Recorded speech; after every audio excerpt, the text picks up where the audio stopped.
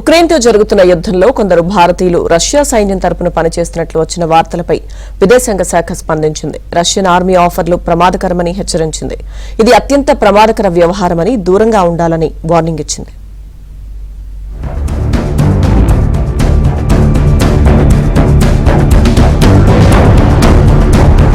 Russia సైన్యంలో చేరకూడదని భారత పౌరులకు కేంద్ర ప్రభుత్వం తీవ్ర హెచ్చరికలు జారీ చేసింది.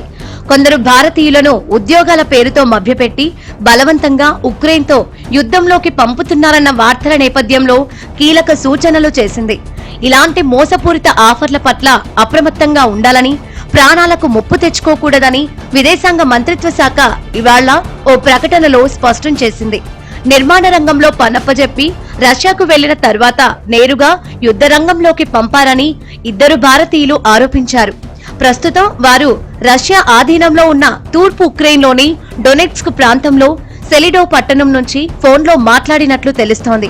తమలాగే మరో 13 మంది భారతీయులు అక్కడ చిక్కుకుపోయి ఉన్నారని వారు వాపోయారు.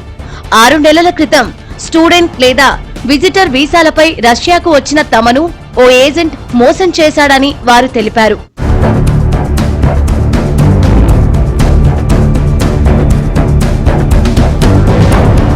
ఈ విషయంపై భారత విదేశాంగ శాఖ తీవ్రంగా స్పందించింది. రష్యా సైన్యంలో చేరడం అత్యంత ప్రమాదకరమని ఏడాది కాలంగా పలుమార్లు హెచ్చరిస్తున్నామని గుర్తు చేసింది. ఈ సమస్యను ఢిల్లీ, మాస్కోలోని రష్యా అధికారుల దృష్టికి తీసుకెళ్లామని తెలిపింది. ఇలాంటి పద్ధతులను వెంటనే ఆపి అక్కడ చిక్కుకున్న తమ పౌరులను సురక్షితంగా విడిచిపెట్టాలని డిమాండ్ చేసినట్లు వివరించింది. బాధిత భారతీయుల కుటుంబాలతో తాము సంప్రదింపులు జరుపుతున్నామని విదేశాంగ శాఖ తెలిపింది. రష్యా సైన్యంలో చేరమని వచ్చే ఎలాంటి ఆఫర్లను నమ్మకూడదని, వాటికి దూరంగా ఉండాలని మరోసారి భారత పౌరులకు విజ్ఞప్తి చేసింది.